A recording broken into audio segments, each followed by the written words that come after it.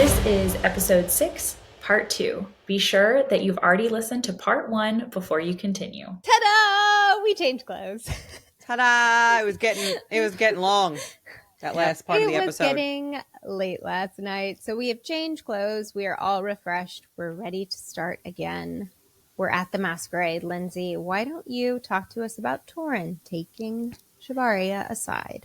Yes, so Torin comes and takes Shivaria to meet the king, and Shivaria says, quote, "With every step he takes toward me, I feel the web of the fates binding my future." And I love this quote for this moment, not only, again, because it brings up the fates, and we've talked about how important we think the fates are going to play into this story as a whole, but also the phrase binding my future and what that means for her with her power being bound and part of the lie being bound. So now her future is being bound. So cool. Anytime it's like binding or like Binding. It's binding, it's tether, it's anything like that. It's like my spidey senses are then on absolute full alert from then on in. Like whatever this paragraph is talking about, if I was trying to skim it, I'm like, I'm not skimming it because they use like trigger words now. Binding, fates, binding, fates. We get them both in one sentence here. Important. So Torin escorts her into a plain room filled with plants, and it is very obvious by his line of questioning that he suspects her and flat out asks her if she is there to kill the king, and that is why he has isolated Vari in this room. Now, Shivaria completely spills the beans. She gives up all of the information. But I want to go back to a very pointed detail here, at least I think it might be. Why is this room filled with plants? It's such a specific, It's weird, description that it almost makes me wonder if this is part of the king's power. Like, she notes that they are going to meet the king. This is where he's escorting her and he's going to question her first. But their intention is to take her into this room filled with plants to meet the king. Now, we obviously think/know that the king is Xavian. So it has to make you wonder if this is a hint to Xavian's power. Now, think about what we talked about previously in the chapter with Muri and Nurai in Brax. And we guessed that Nurai and Xavian might be brother and sister. Okay?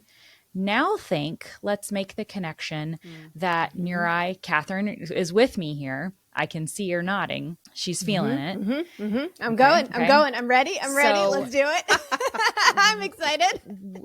We have speculated that Nurai and Xavian are siblings. And remember, in that chapter in Brax, Muri and Nurai talk about using her brother and his power in order to sway the Latari king. Now, what's going on in Latari at that time? The land is dying. What's not happening in Akerai? The land is lush.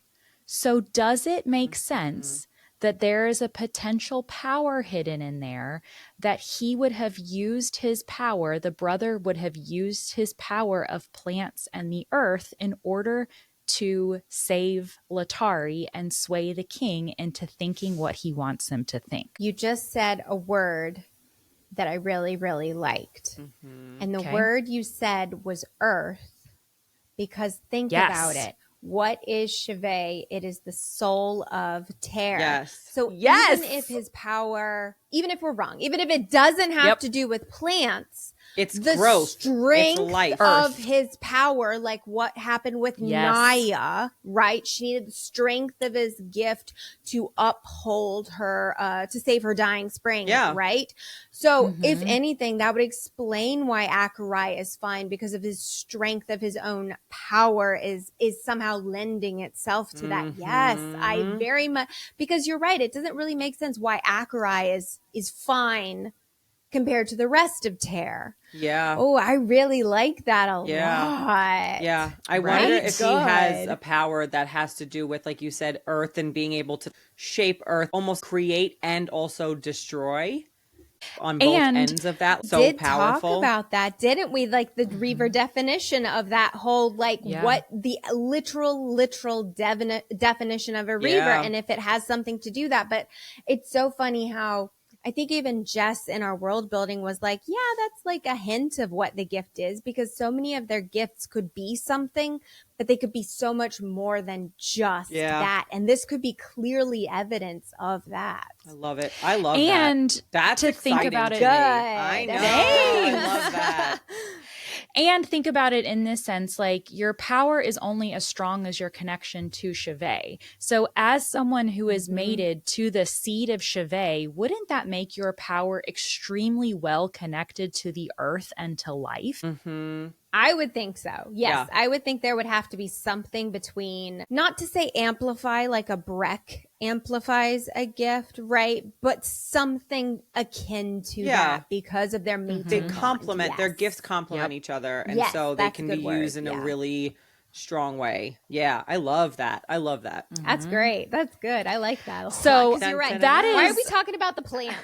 Right. And let me tell you, that is pretty unhinged. I don't have a lot of text to go on here to support that, but the plants thing was just I had a moment where I'm like, why the plants? And then like the bouncing ball in Lindsay's brain, and I was literally doing my makeup and I was like, ba-ba, ba-ba, ba-ba, ba-ba. Oh.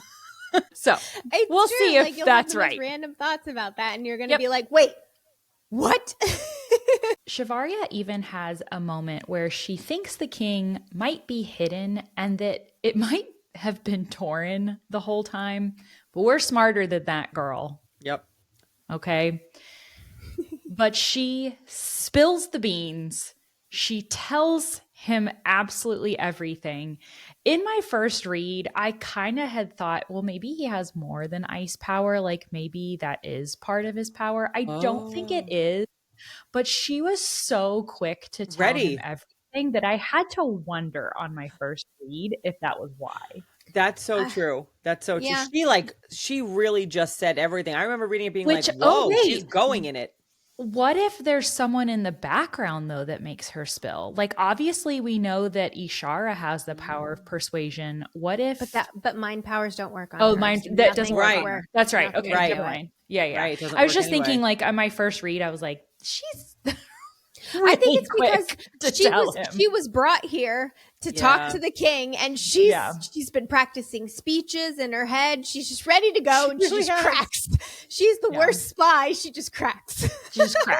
But there is a moment where he uses his ice gift on her, which does confirm that while mind gifts don't work on Shivaria, physical gifts do. Yes. Right. Which could be interesting for the future for our girl. And she's been healed before. We saw Rhea heal her. Torin has used his ice power. So physical gifts do work on her.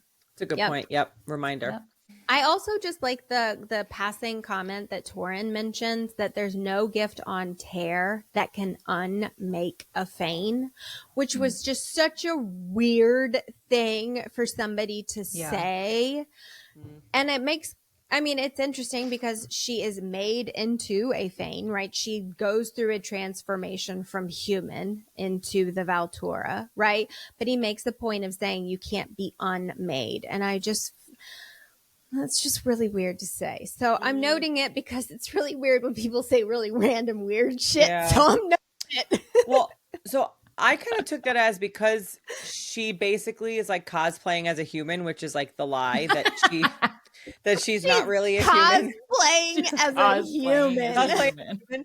She's actually a Fane and like she's the Valtura. So to me, it's like you can't unmake the fact that you're Fane. Like I think that he was saying that to her because he knew everything? Not necessarily, but I feel like that's the clue of like what is about to happen. Yeah. But yeah, she's cosplaying as a human.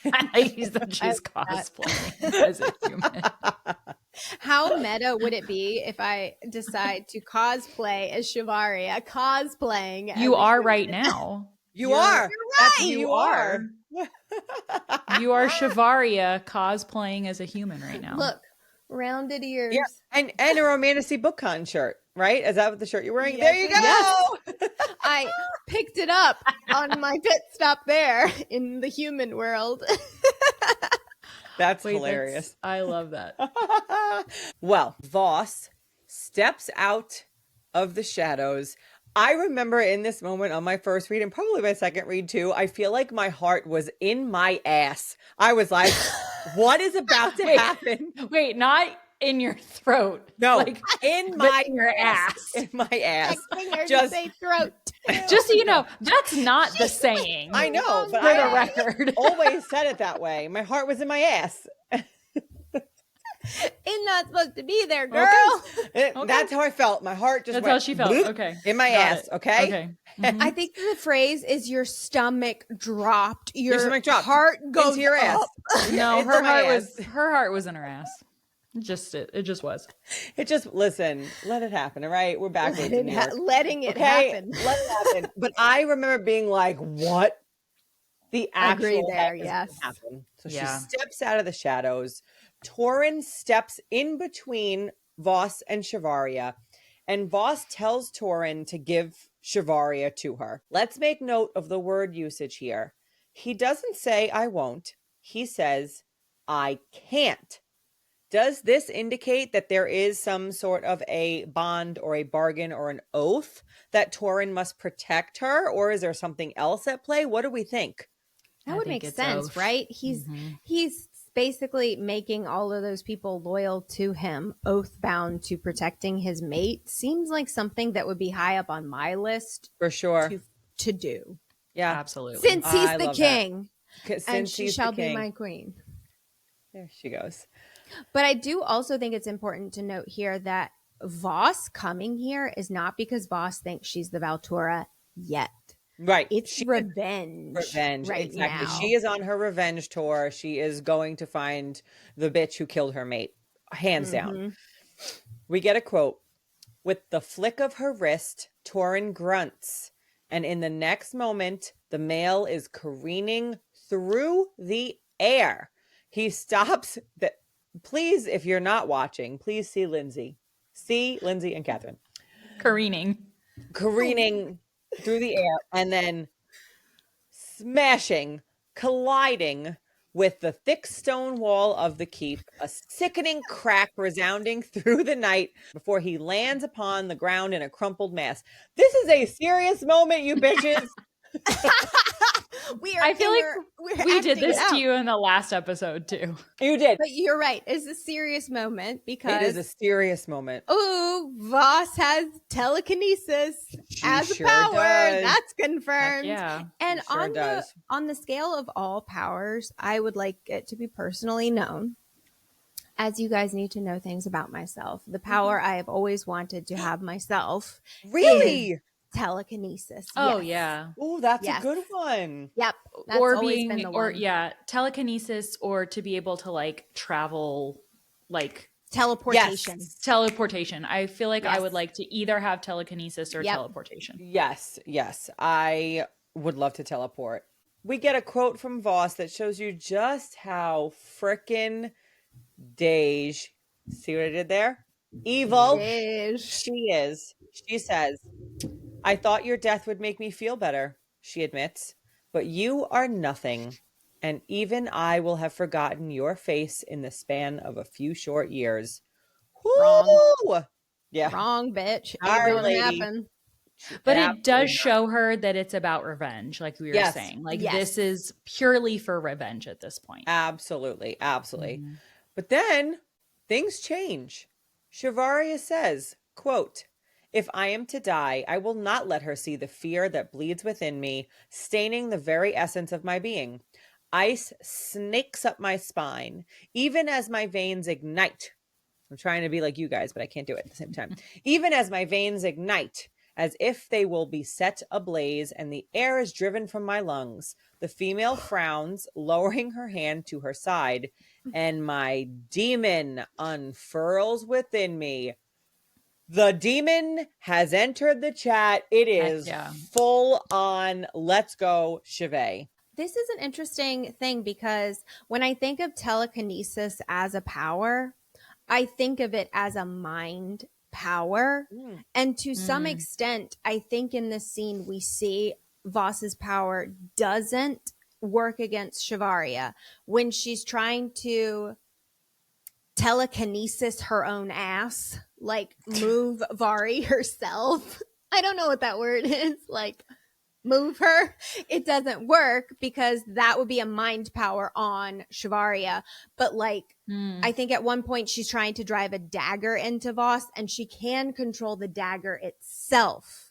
So it's a very clever way, that this mind power can't work on her, but she can use external objects. Yes, she can't control things that Vari can have mind control over for herself, her own free will. But she can control, if I'm holding this beautiful Banter and Bookmarks logoed wine glass, she could take that out of my hand and throw it, but she couldn't like force me to drink it because that's something that my mind can control. Yeah. Hey, Kelly, move your mic up a little bit. This is also the moment that I think that Voss realizes that Shivaria is the Valtura. Yes, that's exactly right. Uses the ice snakes up Shivaria's spine.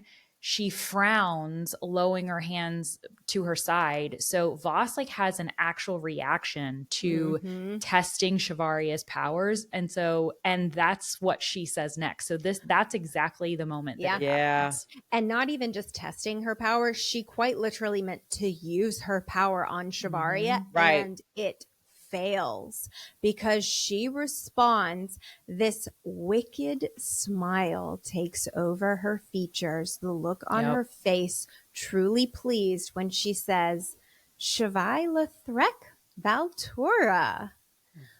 Ooh, I think Voss is the first one to figure it out. I don't think Xavian or his crew know. She's the one to figure it out. And isn't it just so crazy that everybody has been testing their power against Shivaria? They've been doing the exact same thing that Voss has done. But somehow Voss was the one to figure it out. Like, why did Voss figure it out why didn't anybody else, Is it because she's so ancient herself? Maybe her power is so strong. Or she knew what to look for. Like clearly she's been looking for the Valtura, so she had to have known what she was looking for, right? Possibly. Yeah. But that's a good point. Why her? Like if Xavian was a Vatruk for a time, if Muri was a Vatruk for a time, like they would have been. I guess Muri knows. Muri knows because we know that Vikesh knows, and if we're following that bouncing ball of that theory, that Xavian doesn't know himself, especially given his mating bond, like you would feel like that would just give you something more. Yeah, that's a good point. Connection. Why does Voss know? Why does Xavian not? What's going on with Xavian?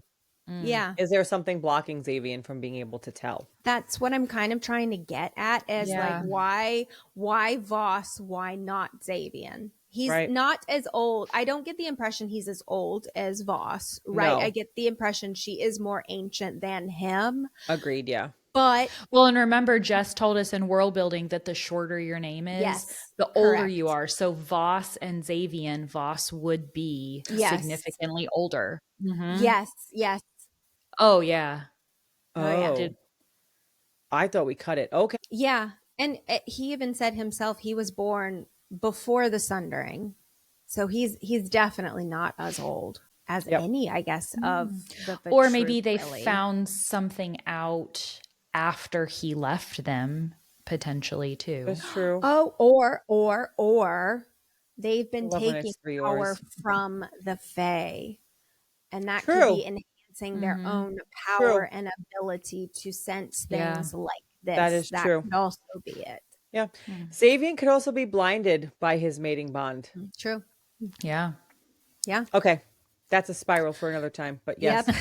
I don't know when because this is the last episode, but next in our text messages. In our text messages, in our DMs. Voss assumes that Xavian knows that Shivaria is the Valtura, and she says that Xavier must have been hiding you here. But no, as we've said, we don't think Xavier knows at this time. So Shivaria runs. Good reaction to Voss coming after you, gotta say. She runs to behind a plant. She tries to hide behind a plant. She does behind a plant. And a plant. But honestly, I'm kind of like, bitch, they ain't nowhere to go. You fucked. Because Voss does catch up to her. That palm tree ain't gonna help you. And she does also mention her human form. She wants Shivaria to show her true form. And then sadly, Xavier bursts into the room, trying to get to Vari, literally yelling Shivaria. And I just want to cry because, like, they're so close. He's underestimated the Vitruk this whole time. She's found herself isolated. He's calling for her as these other Drakai warriors are literally attacking him, and he can't get to her. And it's just really, really, really sad. Yeah. I will tell you this right now. I was not expecting for them not to actually get a chance to see each other and reconnect in the rest of the book. I was like, oh, they'll get to each other because that's what romance books, happily ever afters do. But this is a 5-book romantasy series. And so this was like one of those really good cliffhanger yearning for me moments of like, oh my God, like, wow, they're really not going to see each other again. Yeah. I was not expecting that. I didn't even realize it while I'm reading it, or even after I finished. I did not realize until I was going through the second read being like, oh my God, that was the last time we saw her for the whole rest of the book. Yep. But Voss is still going after her while Xavier is dealing with all of these Drakai warriors that are attacking him. And Voss is almost taunting her, saying, will you show me what the ancients would have me fear? And Varia does try to fight her off. We get this quote: I lunge at the female, swinging the pointed tip of my blade, Vanestone blade, into my palm. The pointed tip is the right. The point side. That hit him with the pointy end. Yep. My palm as I strike out at her chest. She doesn't flinch, doesn't blink as I thrust the dagger toward its mark, only to be halted in the moment it pierces her flesh. A single drop of blood beads and falls between her breasts. So again, this is showing that although Voss cannot use her mind powers directly on Shivaria, she can use it on other objects. And this is why I think she can stop that Vanestone blade, which at the time when I was first reading this, I'm like, stab her, just freaking stab her. And I wasn't making the connection of why she wasn't stabbing her appropriately. Right. Yeah. That's.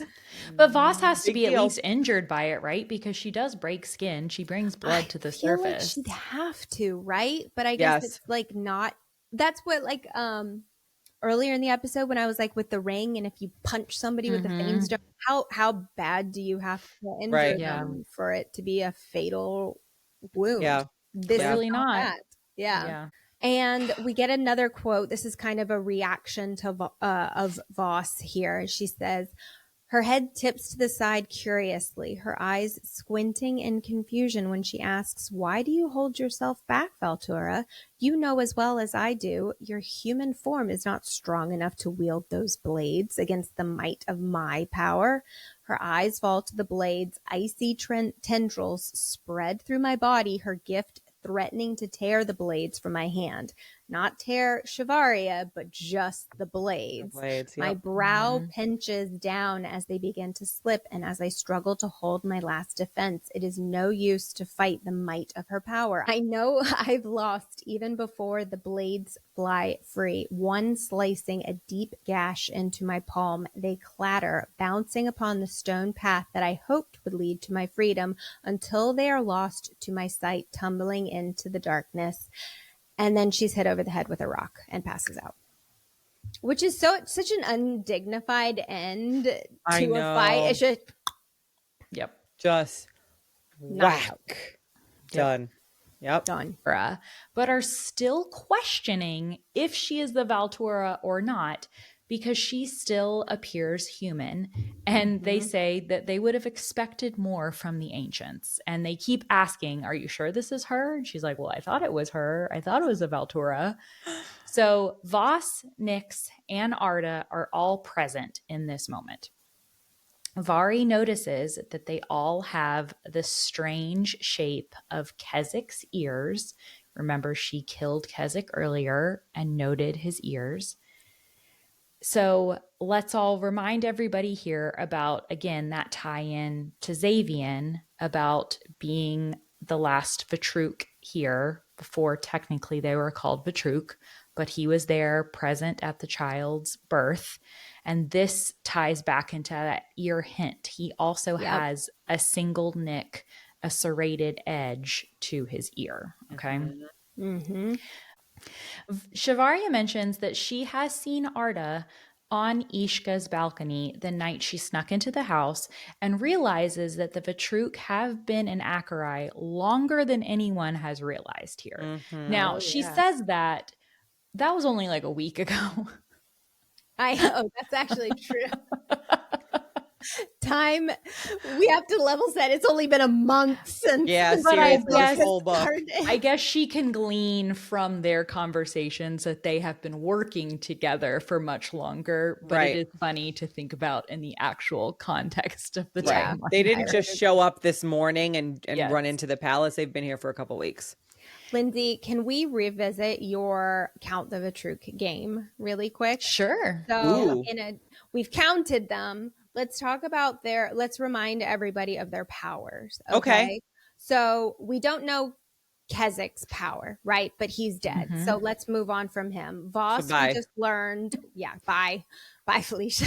Voss, we've learned, has telekinesis, right? We learned Muri has the power of Shivay. Direk has the power of weather. Sai has showboating and says she's the most powerful person in Acherai. Arda is a Gleer. Yes. We have an unnamed female, right, that was at the Sundering. We're going to meet her shortly here on the boat. She's been told to heal Vari. So she's a healer of some sort, right? We have Nyx, but let's put a pin in Nyx for a moment here, okay? We have Vikesh, the child, which, Lindsay, I would like you to talk about his power here in a little bit as well. And then we have Xavian, who is a Reaver, quote unquote. A Reaver, whatever the hell that is. But as we're playing our Count the Vatruk, I'm always thinking like, okay, well, what is everybody's power? What is everybody's power? And the person that stood out was Nyx. What is his power?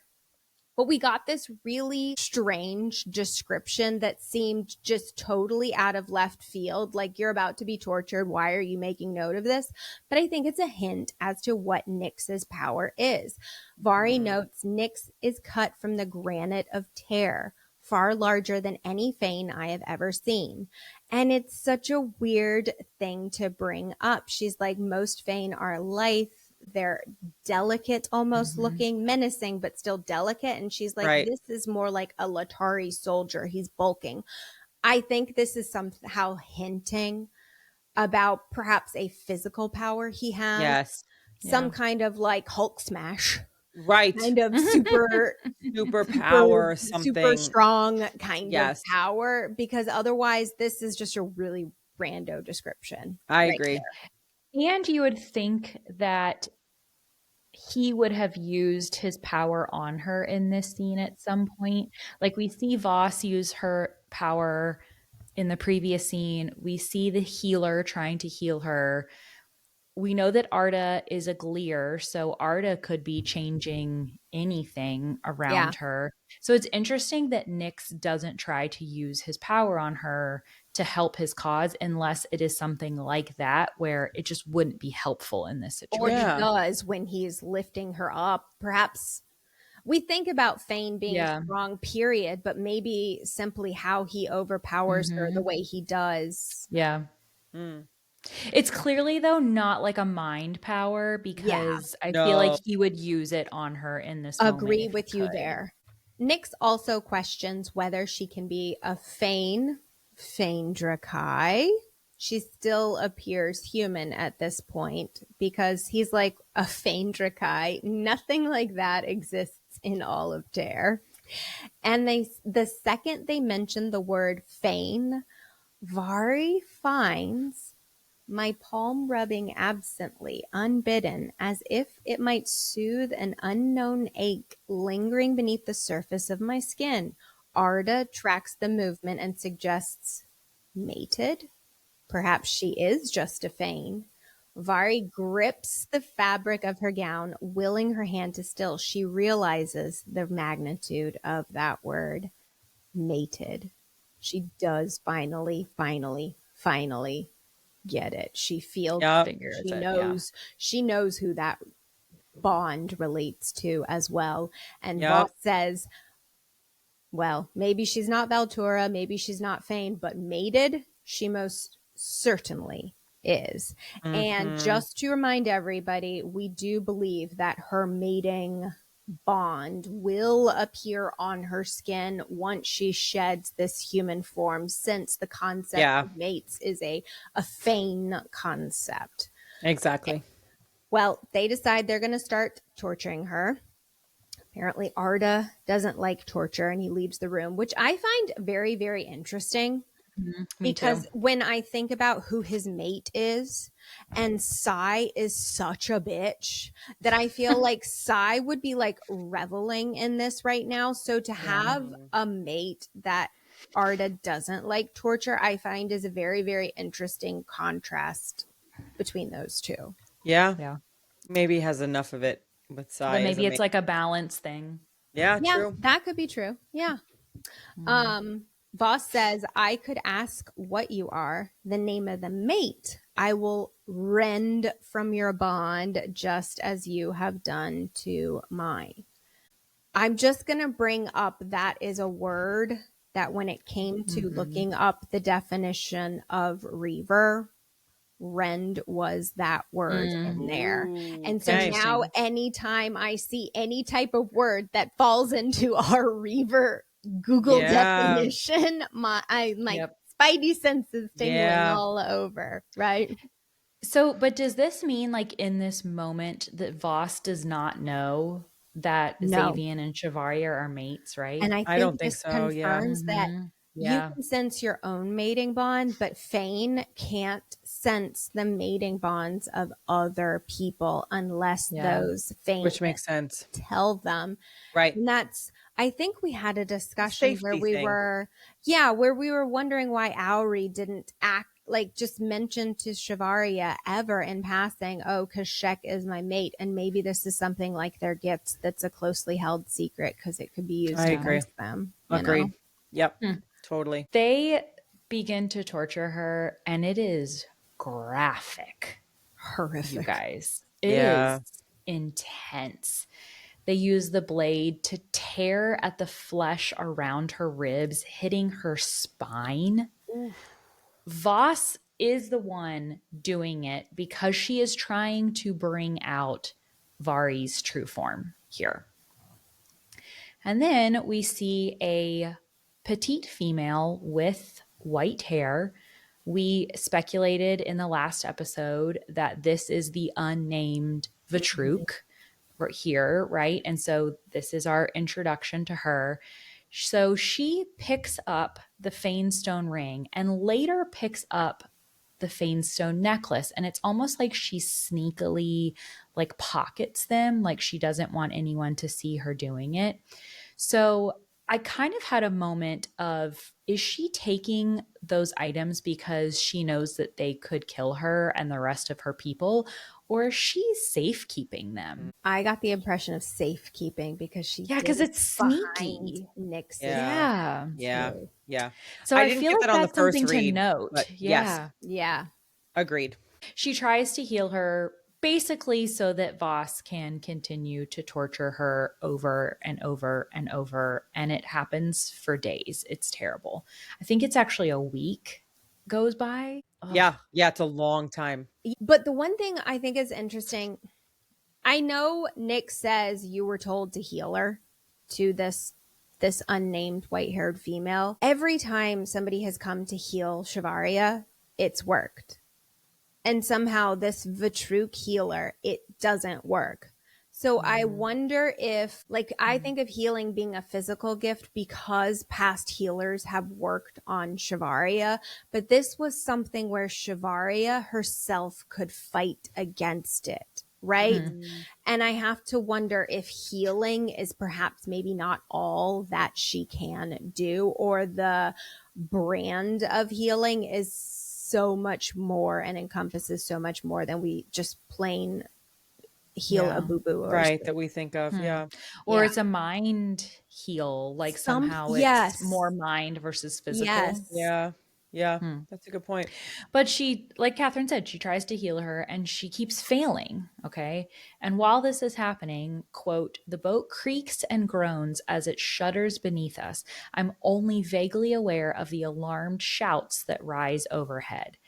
So this could be something happening in the ocean, or it could be Vari's demon or power fighting back against this female. Remember in chapter 26, when the Drakai assassin comes, we made a mention then of the earth shuddering.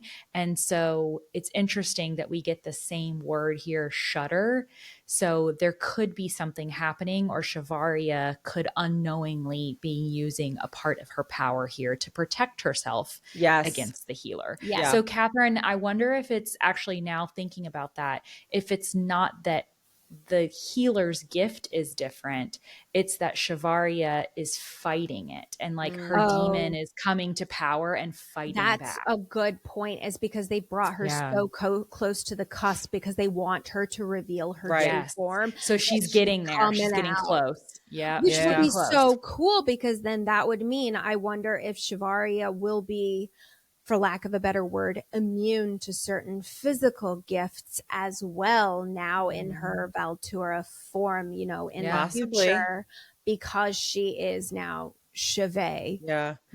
I was just say the female tells Vari to stop fighting her. She says, stop it. So it's not that the gift maybe is different, but that Shivaria is fighting it. I like that a lot because, you know, I like her being strong. And my guess, honestly, and I think that we all agree with this, and we probably said it in different ways, but once Shivaria is in her true form as this Valtura, I don't think that there is going to be anyone, maybe outside of the Fates themselves or the Ancients, who are stronger than Shivaria. Like, I think her powers are going to surpass all of the known Vatruk. I think that she is going to be the ultimate, because then what's the point of having a Valtura if there are others who can surpass that person? So my only thing to that is it is a trope that I don't like in fantasy is an overpowered character. And so as much as I agree that she is going to be very powerful, I almost hope that there is some sort of checks and balances in this system. And my gut tells me that that is Vikesh for her. Oh, okay. Like between the child of Shivay and the child, they could be each other's, which if you think about it would mean that's the arc of where we're going here. I think we even speculated that Vikesh would have to be sacrificed at some point too. So that would actually all make sense, that was the checks and balances, that if in order for Shivaria to win, Vikesh has to go. I have a thought. Okay. You made me marinate in a thought. Kelly, the hands are up. Kelly's ready. My hands are up. Shivaria is Shivay, right? She is the child of Shivay, but she is essentially Shivay. There's nothing closer to Shivay because Shivay is within Shivaria, right? Remember that Shivay. I will actually, because I'm not done. Remember the sundering happened, right? The Fane previously, before the sundering, had the access of the whole of their gifts. Remember, Shivay is what gives the Fane their gifts. That's the method by which they channel their power. And the sundering happened, and we had it split into 5 veils, so their power is only a fifth of what it was. Shivaria is not limited, I think, by that. So I think the check is going to be, if the veils come down, all of the rest of the Fae will have access to the full extent the rest of their power. Mm-hmm. I agree with that. That's where the check would find it. But until that occurs, she has the access to Shivay because nothing can limit her. That's what I'm thinking is going to happen here. Ding, ding, ding, ding, ding, ding. I like it. That was really great. Yes. Yep. I love that theory. Amen. Because it's the only thing to make sense that this ancient Vatruk right here is telling Shivaria to stop it because she's struggling against Shivaria, and she's not even fully unbound yet. She's still in her human form, and this ancient Vatruk is still struggling. And that's the only thing, to your point, Lindsay, I can rationalize is that they're limited currently in their gifts until the veils come down, and then everything would be an even playing field, essentially. Yep. Yeah. I love that. Interesting. Okay. Yeah. I love it. Well, Nyx enters and the female stops using her gift against Vari. And Nyx whispers to her, "Would you like to watch, Miajna?" while baring his fangs at her, and yells at her, "You were told to heal her." With the female shrinking away from Nyx's wrath, cowering that it was because Shivaria fought her. Don't love this mate relationship. Rude. Don't talk to me like that, okay? So, not great. Yeah, I have to wonder about what their relationship is and how they got to this point. Because if they are mates, clearly they are not on the same page here. Right. And I mean, she cowers from him. Like, she's almost afraid of him, but they're still together-ish. He almost physically together. So it makes you wonder, like, I feel like there's got to be a big history here that I cannot wait to learn. He almost mockingly says Miajna, like as a cut down, you know? Yeah. And he bares his fangs. And doesn't Xavian mention at one point, like, if somebody had ever bared their fangs at Shivaria, that person would be exiled to Brax. And this guy is here baring his fangs too. In front of his own mate. Yeah. Yes. What the fuck, dude? Yep. Well, Nyx says to Shivaria, "Your mate should have marked you when he had the chance." Before breaking Vari's necklace, casting it to the floor. And that's when that petite female pockets that too. So note that for later, like Lindsay said. And then he bites his fangs into Vari's throat. What the heck do we think this means? Catherine, I know you've said a ton about this in the past. Yeah. I know. I've been worried. I feel like you guys made me feel a little bit better when we were speaking in our last episode about how we think their bond has been cemented. She's just simply not physically showing that because she's still in a human form.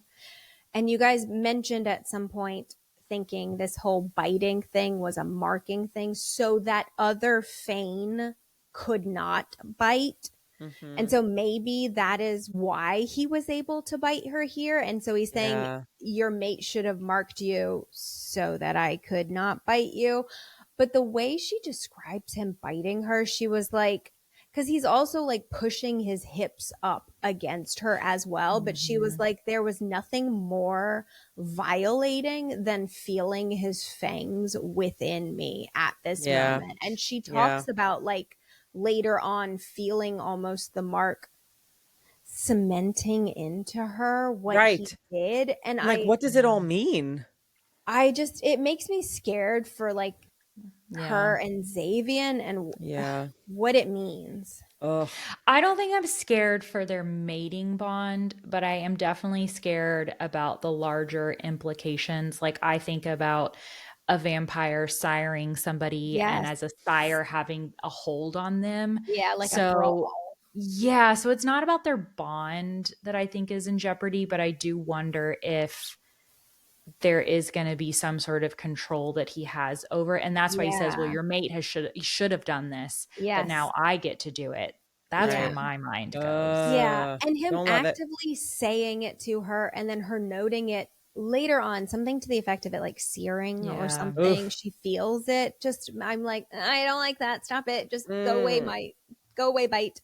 Bye. Yeah. Well, the surgeon does come in to take care of Ari's wounds. And this whole scene is so graphic, so horrific.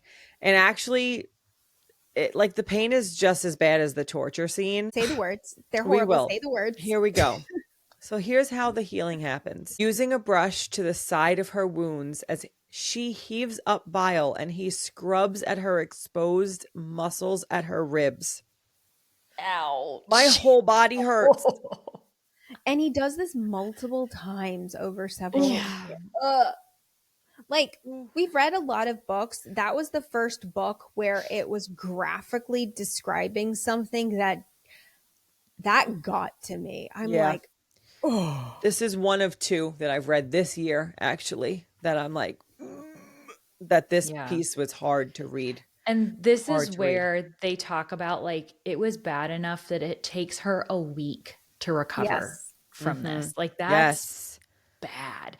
And that makes you wonder, where the fuck is everybody in this week? Yes. Who knows what? Right. Yeah. What's going on? Where is everybody? And remember how we were talking earlier in the episode, right? They're having this discussion, Mirai, Auri, Rish, and Xavian, about how the ball, the masquerade is later that night. But the next day, he's like, okay, we're going to go to Latari. We're going to figure out what Shivaria is. That's her origin. So the answers must be somewhere in Latari. And he says, ready a ship. We'll leave tomorrow. Mm-hmm. So it's like, it's been a week. I know he was fighting Drakai, but what's keeping you, dude? You're the king. Is he on the Get way? On the boat. Right. Where is everybody? Who knows where she is? Does anyone know where she is or what happened to her? I mean, you have to make the assumption Vitruk have her. Where the Vitruk gonna go? Yeah, they're sailing towards Brax. Right? Yeah. And who was there besides Torin in that room? Oh, Xavian did come running in. Xavian came running in. Yeah, you're right. Whew. All right. Well, Vari has nothing to do but ponder absolutely everything while she is laying here on this ship healing. So her refusal to seek the truth, her refusal to ask questions, to take everything that Xavian had offered her. She is just thinking about all of these things. And it is absolutely heartbreaking because we have watched her on this journey come from someone who's like, oh, that's just about the mission, to learning all the things that she has learned and really falling in love with this male and creating these friendships. And she's just sitting here in a state of absolute regret, I feel, in this moment. We get a quote: an echo resounding within me day and night, the sound of his voice, the first thing I hear upon every waking. I am a fool for not asking the male who offered me so much, for not trusting all he laid at my feet. And I am a coward for running from a truth that would have shattered all that I am, as much as it would have freed me from the shackles of my upbringing. My palms rest on my chest, a futile attempt to soothe the ache I fear will plague me for the rest of my life, what little might remain of it. Another tear falls, and I wonder if the male I am bound to will find a way to shed the bond between us. It's heartbreaking. It is. Bad. It really is. It is awful because at this point we've grown to love her and we are her cheerleaders and we want her to be like, finally, and all these things are happening. And she's like, yeah, I should have said things when I had the chance. I should have asked those questions. I should have let my guard down, and she didn't. Well, guess who comes for a visit? Ooh. Bhagya. Okay. She says, foolish, she rasps from the shadows. So somehow Bhagya can appear and disappear into rooms and shadows. Cool. In the ocean, because where was she? In the ocean. No. Yep. Noted. Okay. Shadows. Noted. Shadows. Powerful. New power unlocked. Okay. Bhagya, I suck in her name on a painful and shallow breath. I suppose Bhagya will do for now, she says simply. Now remember, we brought this up earlier, that this is another hint that Bhagya is not her real name. And again, we speculate here that it is actually Muri. So this does support our theory that Bhagya is someone else. Yes. Miri. And Miri. And what kind of power would allow you to do things like show up in the room and show up in a shadow on a boat in the middle of the sea? The power of Shivay. And it's so interesting that you say that, Kelly, because later on we see Shivaria do the exact same True. thing because she is Shivay. True. It's Absolutely. so true. She makes another bargain, this time the lie for your freedom. Shivaria asks her, "Have you come to make another bargain?" I rasp out, unwilling to grasp at hope that she only came to taunt me. "That depends," she says. "Are you done with the lie, child, or will you hold it with you forever?" Vari says, "I am done with the lies," my voice weak. I stifle a small quiver in my lip, brought on by the deception I've held close for far too long. My honesty came too late and to too great a cost. So she is ready to accept her true form here. Do we think in this moment she knows that true form is Valtura? Because she's like, I'm done with lies and the deception I've held close. So what does Shivaria truly think the deception she held close is here? Is it literally yes. being human? I do. I think she has spent a week withering in pain and thinking about why they want her there. Right. I don't think that she fully obviously knows what that means in a greater picture, but I think in her mind it's like, well, they're right about me being Fane. Like, she's a smart girl. Yeah. She knows that I feel like she's been sitting there for a week and has put two and two together. That's true, because she would have pondered Fane using their gifts, it not working on her, this all she's learned about what a Valtura is and them calling her Valtura. Right. Yeah, I guess that kind of makes sense to me. Yeah. And we've seen her push down emotions and things, realities that she doesn't want to admit to for the whole book. Who knows how much she was actually thinking about her dreams and what her dreams meant and who she actually was that she wasn't allowing us into. So yeah, I don't know that she knows that she's the Valtura, but Felius even said, or maybe you're something more. So that had to be in the back of her mind. So I think you're right. I think she's kind of accepting, like, all right, there's something bigger. Or she's thinking, I had the worst week ever. I'm not the Valtura, and I got tortured for no good reason. Right. So just do with me as you will. She's a smart girl. I think she's starting to figure it out. I think you're right. Yeah. Yeah. Bhagya says, "Then a bargain we will have, the lie for your freedom." She says. Is it she that says that? Yeah, Bhagya would have said that. Okay, right. Your freedom. Bhagya says, "Then a bargain we will have, the lie for your freedom." Shivaria thinks, I want to end the crone, to tell her that her words are as twisted as the deceit that kept me captive to a life built upon lies. Then it's done, and Bhagya disappears, a whispering echo as she fades into the shadows surrounding her. Again, fades into the shadows. And then Shivaria takes on her true form. So the lie has unbound her, which means that she is going to, in that bargain, gain her freedom, right?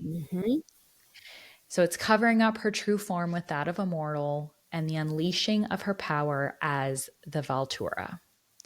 And I want to think that for the longest time I was struggling with why Miri, and I'm going to call her Miri because we think Miri is Bhagya, why Miri had to do all of this smoke and mirrors, right? She's 24 right now, Shivaria is, and she started this process when she was 18, right? And it's been a slow process of unbinding her. And the only thing I can go back to is, remember when Xavier said the only person that had the ability to bind people before the sundering was Miri? And maybe it's simply Muri's own power to bind and unbind people has been limited by the sundering. So maybe she had to make these bargains to get her power to work. Like, she could not just unbind her because of the sundering and the veils. And Muri's power wasn't what it had to be. Yeah. I think I said this in a previous episode, but if I was like an all-powerful Vatruk and that was my power, I'd be really disappointed. I'd be like, wait, this motherfucker controls the weather and this one can push it with her mind, and my power is to bind people? That sucks. Well, Jess said her power is Shivay, but we don't know all that is. So it could be way better. Right. Maybe this is just one aspect of what it means. I want to do something cool. Something cool. Okay. You want to be Storm? Listen, teleported onto a boat in the middle of the sea. I mean, the shadow walking is pretty cool, I guess. Yeah. But like, you did just say you want to teleport. There you go. Teleporting. There you go. Only in the dark. There's shadows everywhere in the world, Lindsay. You got a lot of places you can go. There's a lot of shadows. There's a shadow on my face right now. Speaking of, though, like shadow walking, I mean, it would make sense that someone who can shadow walk, if we're thinking that this is Muri, and we have theorized that if Vikesh is the child, then Muri is his aunt, that she would be able to train him to be someone they call a shadow master. Shadows. So I think that'll just love that connection. Yep, Kelly. connects our point. Okay, well then let's bring it full circle, because guess what our girl Shivaria starts to do? Mm-hmm. She starts to fade in and out of the shadows here. Sure does. So she changes her form, right? She turns into her true form. She does mention that she has the uneven ears of a Vitruk. We think that she's wrong in this moment. Mm-hmm. She, in the next chapter, realizes that her ears are more like the Fae. So I think she thinks they're like the Vitruk because she's currently being tortured and held by them, and they're in the front of her mind, but they are actually more Fae ears. As part of her transformation, she says, quote, "I listen to the waves of terror beating upon the belly of the ship in a rhythmic pulse, familiar and sweet. I'm rocked with every sway, moved in time by the waves, like a child is swayed by her mother as she clings to her breast. Wind, like the filling and freeing of lungs, bursts in a timing all its own, sweeping across the deck overhead, letting my rising senses swaddle me in the strange feeling that is the life on tear. My eyes linger upon my hands, upon the newness of my own flesh, my fingers gently scouring the unfamiliar shape of my form." Wow. I love that prose, especially like a child swayed by her mother. The mother being Shivay, the soul of terror, literally talks about, I love that prose. That was beautiful. Yep. Yes. And point to the fact that she's a fucking seed. She's born from a child, being swaddled by her mother, this Shivay, soul of terror. And, soul of terror. But does this also mean that she can sense all of terror now? Like, really? Right. Her powers are pretty unlimited. The limit does not exist. And we don't know the limit because we've never seen this before. So who knows? JR Cathers sure knows, but we don't. Nyx enters the room and is pleased that Shivaria has changed in her appearance. And it says that dragging his eyes to her oddly shaped ears. "There you are," he says to her. Shivaria says that she feels the pulse of terror consuming me until we meld together and our pulses beat as one.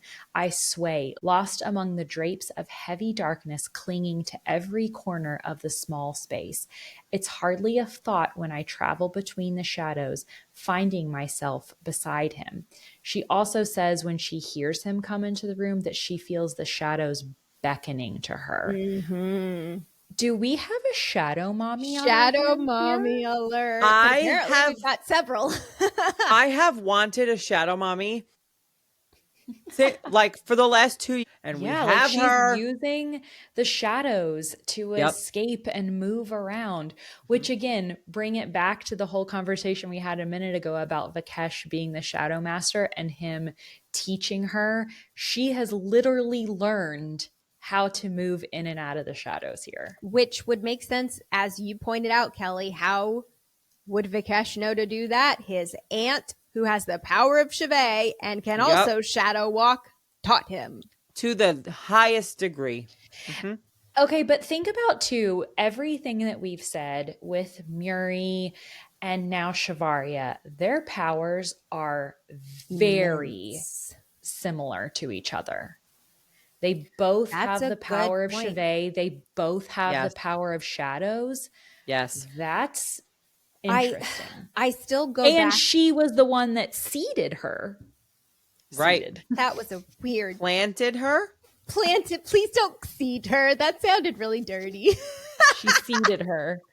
But so I think either way, I think that their powers being described so similarly is something to look out for sure. And if I'm correct in the fact that Shavaria, being the child of Shivay, does not have a limit on her power, unlike Muri, because Muri is still constrained by the sundering and the presence of the veils. I wonder if that's why Muri might be fighting to use perhaps the Valtura herself to bring down the veils, maybe for Muri herself to get her own powers restored. I know she wants to bring them to save Tear, right? But now that we're talking about like them having such similar powers to your point, I have to wonder if Muri wants more of her own power back, right? If she's just become just as corrupted as the Vatruk have with wanting their powers back. Voss and Nyx tried to trap her, but again, Shavaria with Bhagya has earned her freedom. So we know that she is going to escape here. She gets out onto the deck of the ship, and she notes that rain pounds on the ship, a deafening roar to my newly heightened senses. Lightning illuminates the dark seas in short flickering bursts, allowing me a momentary glimpse of the Acherai vessel in pursuit of the Vatruk. All right. Whose ship is this? Who? You know who's not on the ship that we, at least we're hoping? Well, I don't think Xavian's on the ship because he's not brought up the rest of the book. Right. So that's the thing. We have to assume, because we meet Vikesh again in the next chapter, that this is Vikesh pursuing her. Yep. And who else? Number 1 and number 2, JR Helios. Cathers' favorite characters showing up in this boat. Yeah, Vikesh and it's an Acherai Helios. ship, which is interesting because Vikesh shows up, and if it was him, he was on an Acherai ship. So that Felius made that happen. Felius made that happen. The But fox made that one happen. yes, for sure. So do we want to talk about the rain and the ship and all the weather that's been happening, ladies? Yes, we do. We sure do. We got some receipts to go through. Oh, yeah. We have been hinting at this, I think, since episode 2, which was the first couple of chapters that we covered. This is the perfect moment to tell you that we believe that we know what Vikesh's power is. Catherine, what's Vikesh's power? Something to do with controlling not just the weather. We think that Durek is limited to weather. We think Vikesh's power is more broad than that. Almost all of the elements, earth, air, water, storms, lightning. Yep. And we have so many examples of storms happening at very, very odd moments. Yep. That got us to this point. Do we want to go through a couple Let's of talk examples? about them. Absolutely. Yes. The first one that got me, once I realized what it was, and then you read the rest of the book, you're just like, any type of like rando wind, you're like, because Vikesh told us, he was like, pretty much assume everybody in your life is working for me. I think we can take that a step further and say pretty much assume for your rest of your life, the Shadow Master is following after you, even when you've left the boat and traveled into Acherai. So there was one moment when they were on the boat and they were getting up into some sexy times. And they're in the inner cabin of the boat. Doors closed. And she notes that a gentle breeze, as he's lifting up her skirt, is snaking below the cabin door. Yep. Vikesh was using his power to help put a little breeze up her skirt and get it moving upwards. Get things moving. Sexy.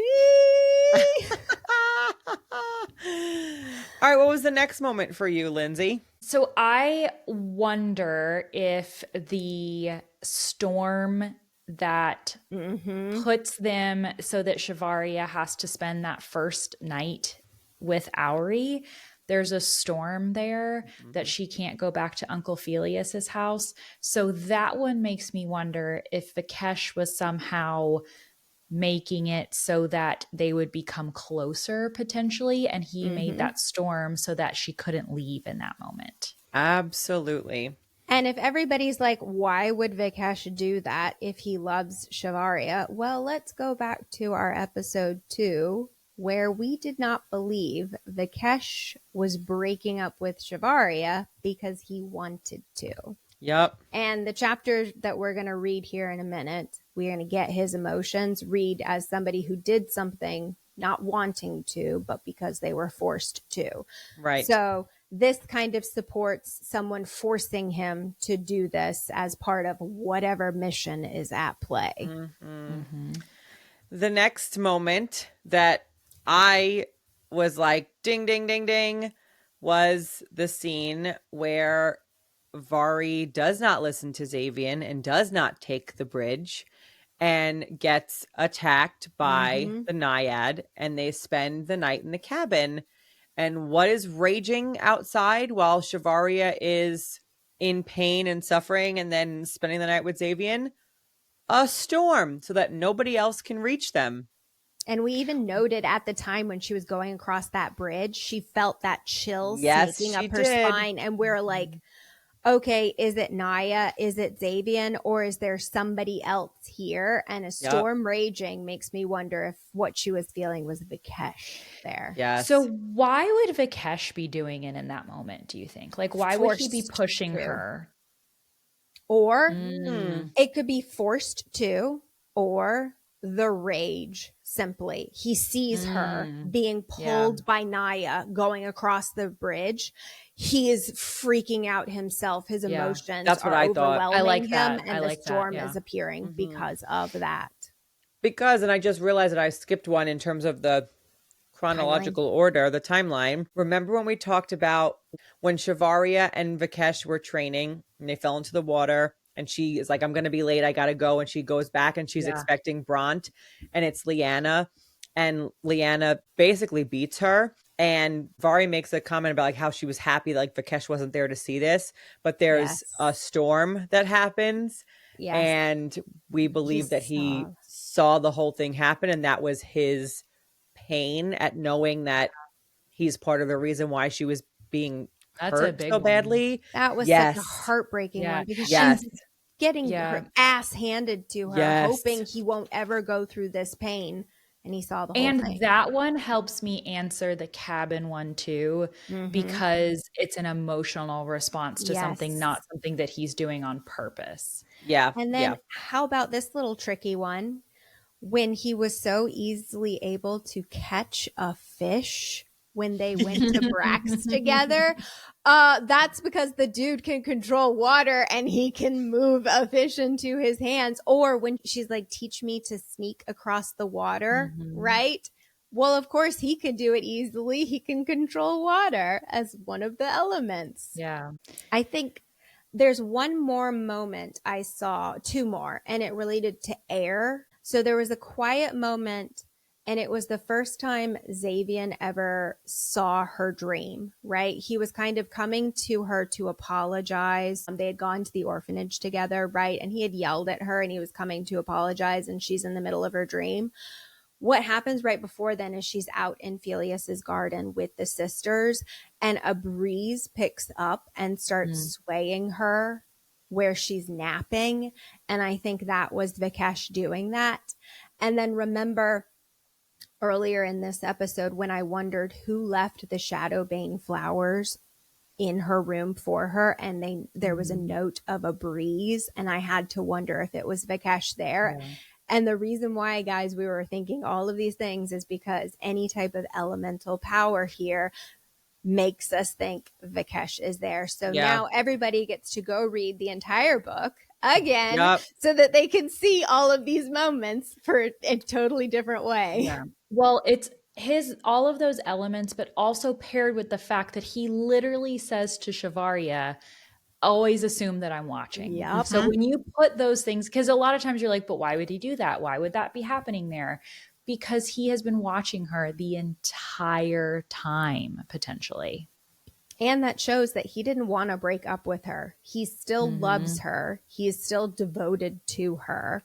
I mean, these are not the actions of a person that wanted to crush her. Yeah.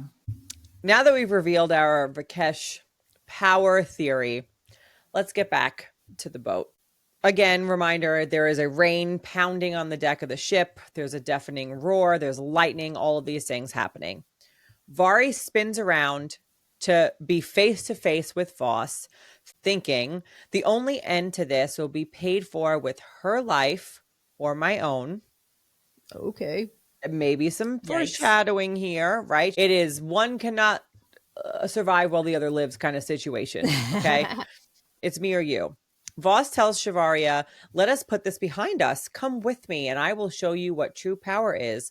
Let me free you from the bonds of your fate.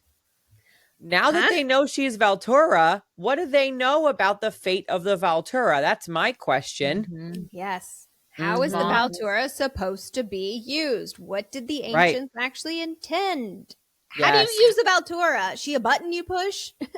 I mean, I don't think she's like, let me free you. She's definitely not. Oh, it's a manipulation. It's a manipulation for sure, because whatever wouldn't free her is going to be bad for the Vatruk. Absolutely. So she only wants to free her from those bonds so that she has power over the situation. Yeah.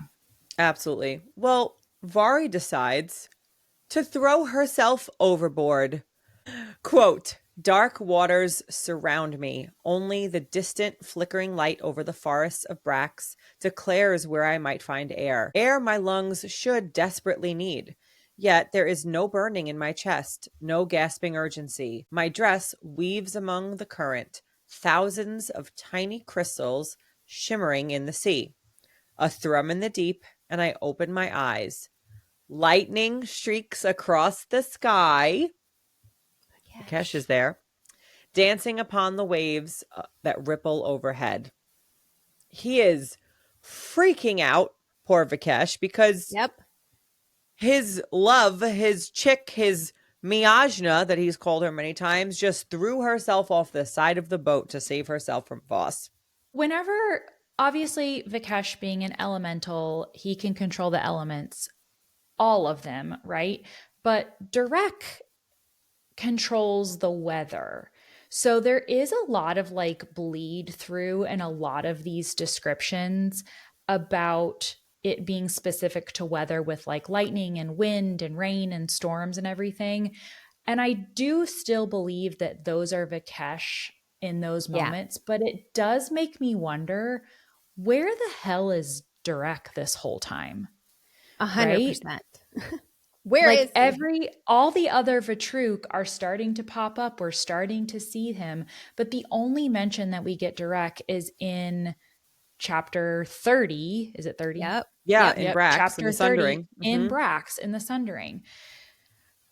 Also paired with the fact that Durek and Muri are mates. Yeah. So if our whole Bhagya Muri theory situation is correct, where's Durek in all of that?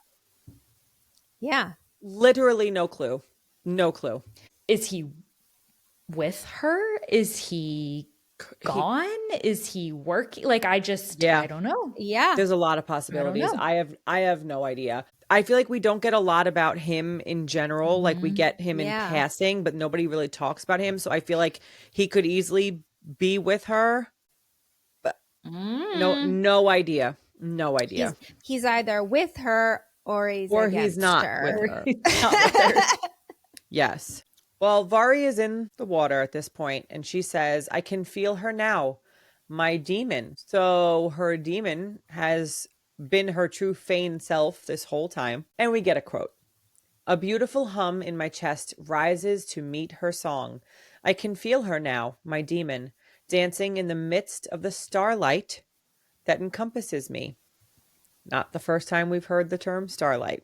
Mm-hmm. So familiar, and yet she greets me as never before, shattering the last of the fragile pains that divide us.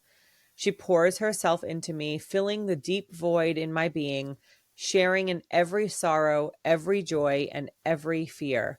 She sings to me sweetly, tenderly, enduring the pain of our breaking, until bound together, we are knit anew. That was Whoa. beautiful. I literally have So chills right now. beautiful. Again, we talked about the word starlight. We're wondering if starlight this whole time has to do with Shivay itself. Mm-hmm. And starlight was also used to describe the blade in Vari's dream that is used to kill someone. It was used to describe her dress. It's used again right here. So again, is starlight Shivay? And if so, is that why the Fane stone can kill the Fane? Because Shivay is the essence that the Fane draw upon to be able to access their gifts, and so a blade of it would potentially kill them. Makes sense. Lots of connections. Okay, there. I am thinking thoughts right now. Think them out loud. Bear with me because this is super unformed. Oh, I can't wait. Okay. Shavaria previously, like you said, has used the word starlight to describe her own feeling of her power. And now here, starlight. Felius has said that she is something more. And we always assumed that that more was the Valtura. But what if that more is something else entirely? Like when you think of an all-powerful being that is left behind to save the world, and especially paired with like the starlight usage here, that's very like celestial to me. It's very ancient to me. Yeah. So I kind of am wondering if that more is going to have to do with something with this starlight somehow. Yeah, it's interesting because in a lot of fantasy, we get some kind of like gods or religion, right? And the way they describe Shivay really does feel like a Mother Earth, right? A Mother Terre, like almost a goddess of their world. So to that kind of point of it being something left behind, something ancient, something old, like maybe we're going to progress way more down that rabbit hole than we've even been exposed to. Like I think before we've talked about Shivay and her connection to Terre and to the earth, but what if it's on a bigger plane than that and it's almost like a celestial connection that brings her to Terre and to earth, like to the I could planet. buy that. Yeah, I could buy that, especially with this talk of this Mother Earth type of thing, the fates, all of it. Like I think there's a lot of history backstory that I hope we're going to get that we don't have. Yep. Absolutely. Yeah. The starlight thing, I don't know, that's just come up so many times lately that it's really got my e's raised, you know? Absolutely. I love that. Let's mark that one for future books because I think it's very possible. Yeah. Well, we get one of the coolest moments, I think, in this entire book because it's just the culmination of so many good things. This quote, a murmur from the depths of Terre, her name is a soft caress as it skates across my ears, only a whisper in the darkness, Shivay. I love that so much. I love it. Also, it just hit me when you were reading that out loud, how similar that is to when she hears the sprites talk to her. Yes. The soft caress as it skates across my ears and a whisper. That's very, very similar descriptions very there. wood sprite coded. Wow. That's interesting. I like that. And she's the child of Shivay. And so here is her. I don't want to say her mother, but like her. Absolutely. This is her mother. She's a seed. She was swaddled. She's a seed. Like a mother. Like we got the word mother in this whole description. This is mommy. This is the being from whence she came. I do love the use of the pronoun her too. Yes. Like her name, Shivay. So she is the child of Shivay. Shivay is literally personified and speaking to her in this moment. It's so cool. So cool. Oh, love it. I do too. Oh, all right. Cass, I love books. I love books. God, I love this book. Guys, we are starting our final chapter of this book. I can't believe it. I can't believe it. Chapter 41, Brack's present day. We have a quote to open this chapter. There is a ripple in the deep stillness, a heart beating in time with my own when the surface of the water breaks overhead. Now, my first read of this, I was thinking, oh, she's in the water. She's feeling Shivay, right, with this. But the second part of that sentence makes me think that maybe what she's feeling is this other bond she has with Vikesh, because the surface of the water breaks because Vikesh is the one that's taking her out of the water. Wow. I didn't think about that. Yes, this heart beating in time with my own is that this bond that she has with Vikesh. Yeah, my read of it is that it was Shivay, like she could feel it, but that's interesting. I hadn't thought about that. Yeah, I mean, but if he's a child born at the Sundering, right there, Yep. Exactly. Okay. Ooh, I love that. Okay. Cheers to you for that one. I like that one. Cheers. A hand grips my wrist, a touch I know well. Another breaking I endured to become what I am. He pulls me close, the terrible pain of my open wounds, nothing compared to the pain of those memories that rush to the surface. Vari, he yells, his voice drowned amidst the rain that beats against the sea. Stay with me. And isn't that the same request he denied me so cruelly when I begged it of him? Ooh. She not over him. She not over it at all. This is not going to be a nice reunion. Also, I had a physical reaction just now because I realized that she has open wounds and she is in the sea. Salt water. In salt water. My whole body just went, ugh. But it's okay, Kelly. She's Veltura. You're right. She's not human anymore. It's okay. She's gonna be okay. It feels nice. Maybe it's like a tickle. What does it mean to her relationship and her bond with Savian that the second Vikesh enters the picture, she is immediately feeling these feelings and these thoughts? I know. To be fair, they're negative feelings, so that's good. But a negative feeling is still a feeling. Yeah. Well, okay, then I'll try it again. She Felicia's him and leaves him. She does. She does say kind of fuck off. She's peace out. Fuck off. She's like, I'm not happy with you right now. Absolutely.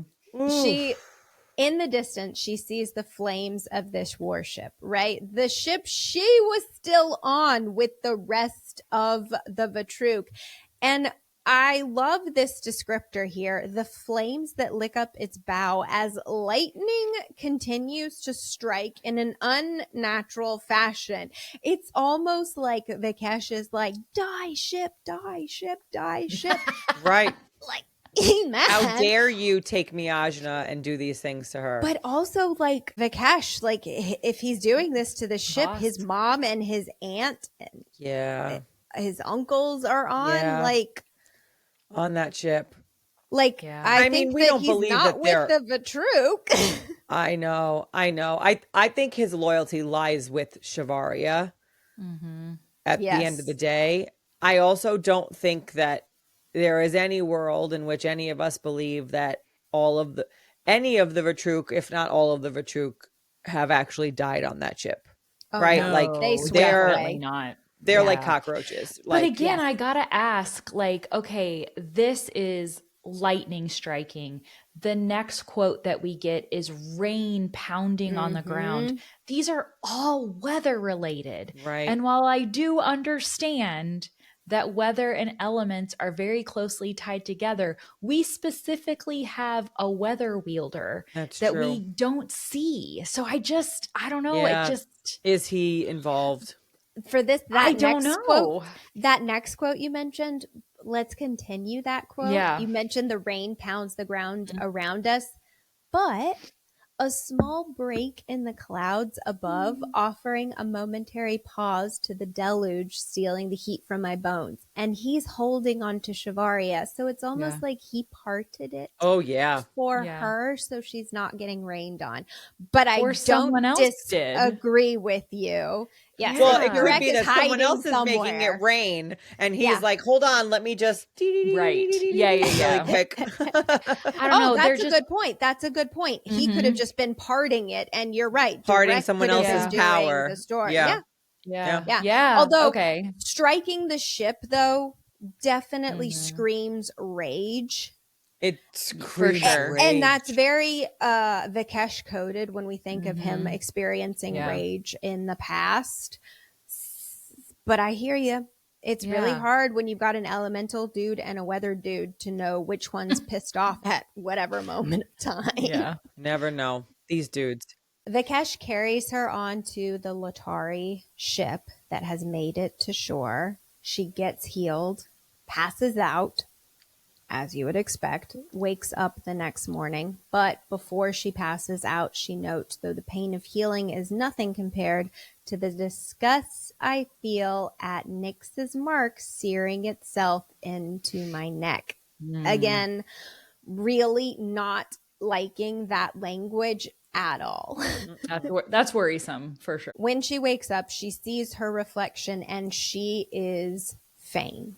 She sees she's healed with just a few scars that remain. I have to wonder if that Nyx bite is one of those scars. And she notes the odd leaf shape of my ears. The only thing to declare that I am, as Velius warns, something else entirely. And this is where we're like the Vitruk ears are described as serrated. The Fae ears are described as leaf-like. And that's how she's describing her ears here, which would make a lot more sense that she would have Fae ears, not Vitruk ears, because they're almost corrupted with their ears, right? It's like an unnatural thing because they steal power. Yeah. It's a bastardized version of their ears, of the Fae ears. And here's something else that we never noted when we were talking about Vikesh's power. Vikesh's smell. Because she smells him before she sees him and notes that he always smelled of storms. Oh, I did not make that connection. Yep. Love that. Wow. Yep. Oh. Ding, ding, ding, ding, Does ding. she say it here? Does she also say it in the past or just here? She does. Nope. She said it at the very beginning constantly. Oh my gosh. Oh, okay. She always made a note that Xavian smelled like cedar and something else, and Vikesh always smelled like storms. Wow. Clever little girl, Largess is. Wow. Kath has been holding on to that nugget for 6 episodes. I missed. I love that. Yep. That's great. That's great. This reunion, this is not going to go well for Vikesh. This is going to be this is going to be a beating, essentially. She looks into the man's eyes and she recognizes them, but also they are different. Fane, and they're blue eyes now. Remember that Vikesh was a human with white hair and brown eyes and human ears. He now has blue eyes and ears peeking through, pointed. We don't see she doesn't describe the whole ear. We don't know if he's got serrated ears like his parents are Vitruk, remembering that they are biologically Fane. So he might not, if he's not taken power from the Fae, he might have normal Fane ears. We don't know. It's not described. But he's back. Vikesh is back. All right, so let's get into this interaction with Vikesh here. Mm-hmm. It says, quote, his gaze doesn't wander. It stays firmly glued to my own, an apology I do not understand written in the lines of his eyes. He begins toward me, his brow drawn and jaw tight as he approaches. Every step is cautious, as if he fears I might run.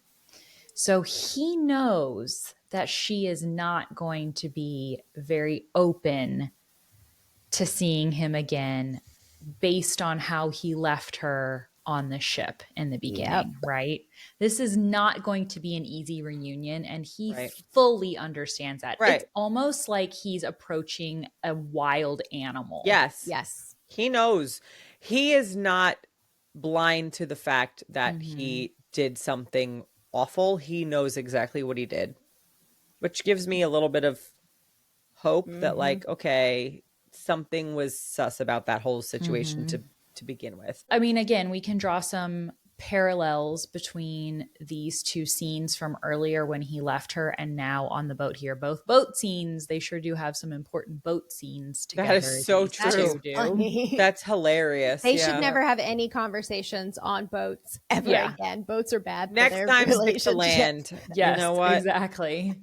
And so remember before when they were in that fight, she had noted that he had like a very physical reaction to their fight. The quote was, unable to stop his hands from shaking as his words rush out in a torrent. So it's almost like he's so upset that he can't control that he might be fighting against his body and fighting something here, right? Or that he can't control his feelings coming out. Yes. It's like he doesn't want to say these things because he's forced to.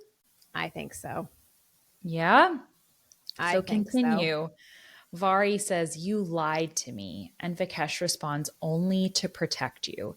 So obviously, again, Catherine, you asked earlier in the episode, like, do we think that Shivaria has come to terms with the fact that she's Valtura? I think this answers it for us because she has clearly accepted her reality here of who she is. And she has pieced together that Vikesh also knew, right? Yes. He knew in their interactions in the woods, especially with Bhagya, exactly who she was. And he lied about who he is. He's vain. Yeah. So Vikesh is doing everything he can to protect Shivaria, potentially even sacrificing himself, we've theorized, but also doing things that he doesn't want to do, almost as if he's been forced to or compelled to. Yeah, because we think about his aunt is Muri and she can bind people. And so when she bound his life to Shivay, I have to wonder if she bound him to her, right? Like, we don't know, like, oaths and bargains. Like, do you have to say, I oathing myself to you, I am making this bargain? Or was somehow her power made her control him, essentially, because she's the one that bound him to Shivay and she has the power of Shivay.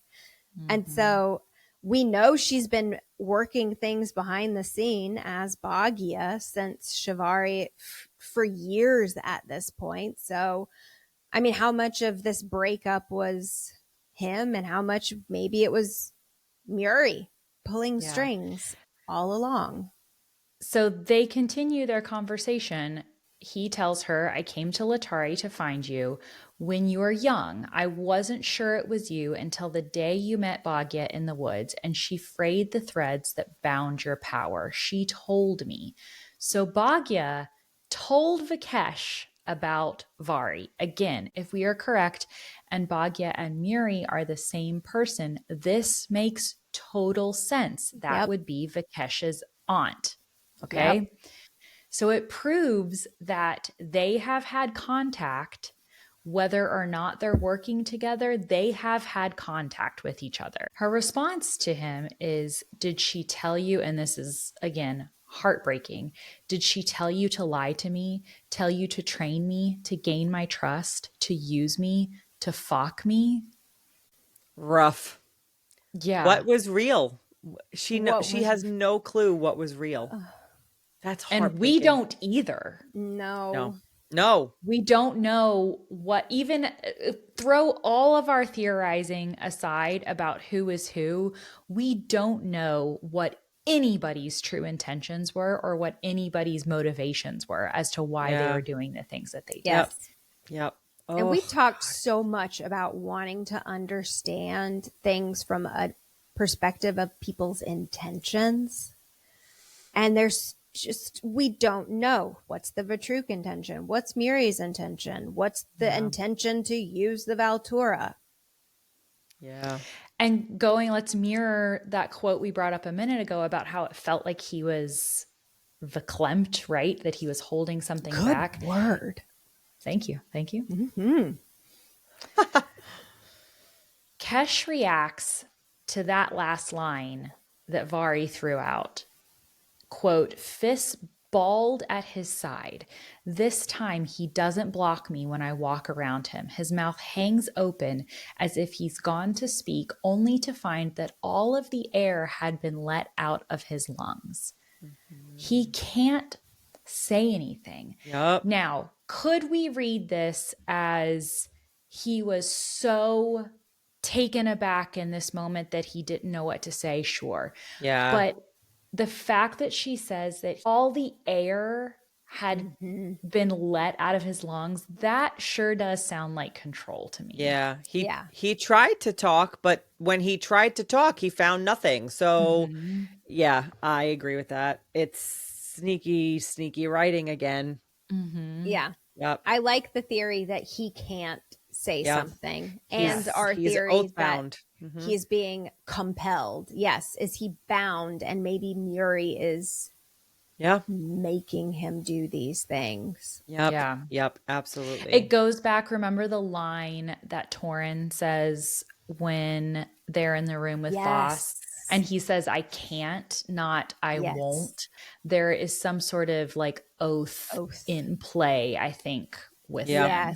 Yeah, I agree. Like Xavian had oath bound all of his guard to protect his mate. And so Torin's literally like, I can't. I'm bound. Yes. And think about it.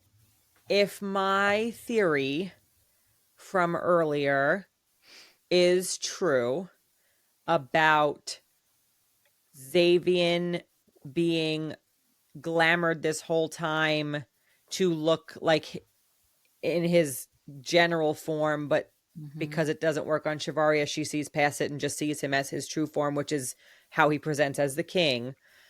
And his inner circle knows, they would have to be oath bound to him, because that would be the huge secret that they cannot let anybody know, that the general is actually also king and that they're the same person and that he is currently glamored. So the people who would be oath bound to him would include, I think, Torin, Raya, Rhea, and the siblings and all those people. So it makes sense there. And even if it doesn't even matter which way. Is he glamored to be general? Is he glamored to be king? I 1000% agree with you. You have to hide that. That he's got to keep it hidden, and oaths are going to be the way that the secret is being kept.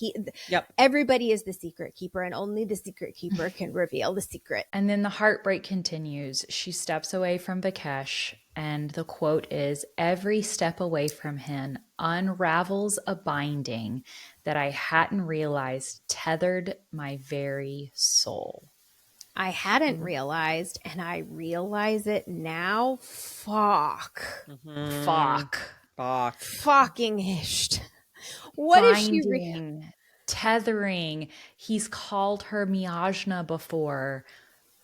There is the potential of a mating bond here, people. Yeah. Yep. And it's more the fact that she's realized it herself, because remember when she felt that tethering to her heart, right? When we saw her mating bond with Xavian get cemented, She just says, I realized a binding. So it's like, well, honey, can you explain that a little bit more? Why there are the two audience, of them, please. Yes. Like, what did you realize? Did you realize you're mated with him? Do you realize you have a bond via Shivay with each other? What did you realize specifically? Or do you not even know yourself, probably? Right. Can you confirm if our theory holds true that because you died and then came back to life, you were originally her mate? And like, give her really quick. Break that fourth wall, Shivaria, please. We've got questions you never asked. Need answers. You didn't ask them, so we're going to ask them on podcast for you. Right now. We're your girlfriend. We got you covered. You don't have to ask questions. We'll do it for you. Absolutely. Phileas is also on the ship, and they don't interact other than a single nod. The quote is, "The deck of the ship is busy with the crew rushing to do as they have been commanded, but it is Phileas that catches my eye as he dips his chin towards me in recognition. I turn away without a word. Everything I had to say to the man has already been said." What's your read on this moment between the two of them? Well, think about where she's walking to. Tig and Brax, and the sprites are with Phileas, and I feel like this is his nod to say, go. Go to Brax. Tig is waiting for you. He knows Tig is waiting for you. Like, your future lies there. I wish you well. Almost like a happy send off. But what about from Shivaria's perspective? She doesn't realize anything. She doesn't realize what her future will hold. But I mean, like, specifically towards Phileas, because I think you can read this that she's pretty pissed at him. That she's pissed. Oh, yes. I'm reading Phileas's reaction, and I guess you're reading Shivaria's reaction. Yeah, because I guess she realizes he's been lying or careful with his word choice with her this whole time. Oh, you're something more. You couldn't have said that something more was Voltura. Yeah. She's probably very, very pissed. Yeah. So when they meet in the future, which I'm sure this is not the last we see of Phileas, what is that reunion going to be like? No clue. It's going to be maybe my favorite chapter in that book. Phileas is going to be funny. And Phileas is going to say, well, technically, you were still human when I knew you. You can't get mad at me. Come on, brah. Brah. It's wild. Shivaria here has probably her biggest and final coming to herself moment. And is finally shedding all of the lies, is finally shedding all of the pretense and really truly accepting herself. And it's a moment of strength for her. She says, all I know about myself is what I have been told. Drakai, Fei Dien, Lady, Miajna, all names I was given by others in place of the name I should have called myself. Perhaps lost upon a foreign soil, with no home and no one to tell me who and what I am. I might finally begin to know her. The woman, the female, the stranger who faced me in the mirror every day of my life and never left my side. That woman, her demon, is Shivay, because they are one and the same. It is extremely powerful in this moment. Love it. Yes, like she says, people have always told her who she was. She has been told what to do, where to be, what role she needs to play. And she is finally able to leave all of that behind and go to figure out who she is for herself. And she's going to have to make some decisions, but she's like, you can't tell me what that decision is going to be. I need to figure out who I am so that I can make that decision for myself. Don't you guys think that's such a mature choice of her? She never accepted her mating bond. And she's saying, I can't decide anything until I know who I am. So it's like she's choosing herself. Vari is she's not choosing Xavier. She's not choosing Vikesh. She's not choosing Akarai, Latari. She's choosing herself. Nope. I love that so and much. She chooses herself with the help of a friend, not by a male, not by anybody else, but a friend, a girlfriend. Exactly. Yes. Tig speaks to her, and Varys says to her in Fae, "Come with me, friend, to where fate will find us. For surely as the sprite is my friend, she has worked to weave the web of my fate, twining it with her own." Very, very, very powerful talking about fate. I like the mention of how their fate specifically, Shivaria's and Tig's, are now intertwined. And that's important. That's very, very, very important here. Yeah. And I still always go back to the fact that I trust Tig above everyone. And I think in this instance, we talked earlier, I think it was in this episode, about who does Shivaria trust. And we guessed at the time it was Vikesh. But I feel like sitting here right now, the person she trusts most in the world is Tig. And so for whatever plans Vikesh, Muri, the Vatruk, Xavian have for her, I trust whatever plans Tig has for her. Yeah. Absolutely. Yeah, man. I keep going back to the idea that the sprites have some sort of protection, you know, or some sort of like line of protection over the child of Shivay, and that's what their role is. But I don't know. But guys, we did it. That's it. No. I'm not ready. That's it, but not it. Not it. In the slightest. No. I mean, I'm feeling a lot of feelings right now. I'm feeling a lot of feelings. It's like we're decompressing after all of that we're getting in a moment of silence for the reverence it deserves. That was a lot. Yeah, like the end of this book, I've seen a lot of conversations happen online recently about fantasy, and specifically people that are new to fantasy through the romantasy genre. And they talk about plot holes, and they talk about things that are unanswered and how the author is leaving things. But this is the perfect example of all of these questions not being plot holes, but being things that we have to piece together and parts of a much larger puzzle that is going to lead us to this conclusion. And it's going to be a while. We've got a couple of books to go here, but this is fantasy at its finest. Absolutely. The pieces are there, the world building is there, and eventually all of them are going to come together. It's so beautiful.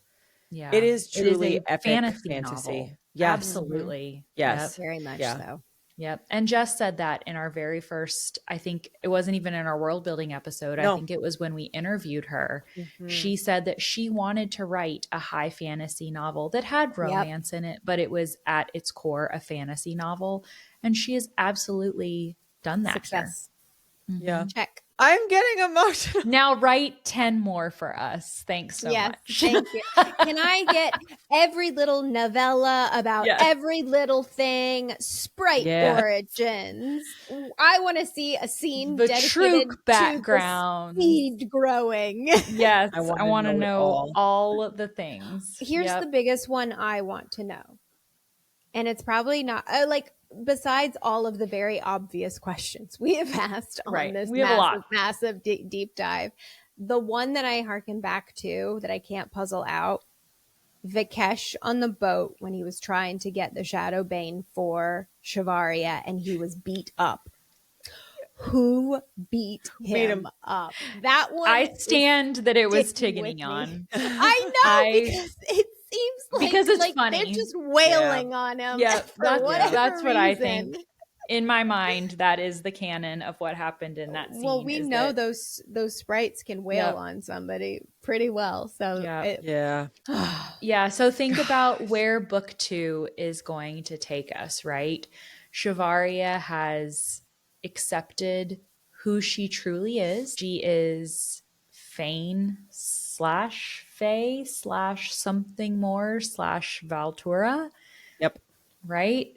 And what that means for her moving forward, we need to figure out what her relationship between the Keshes and what her relationship with Xavian is.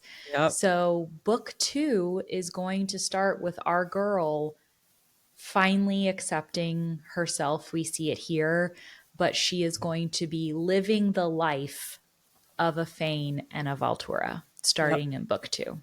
Yep.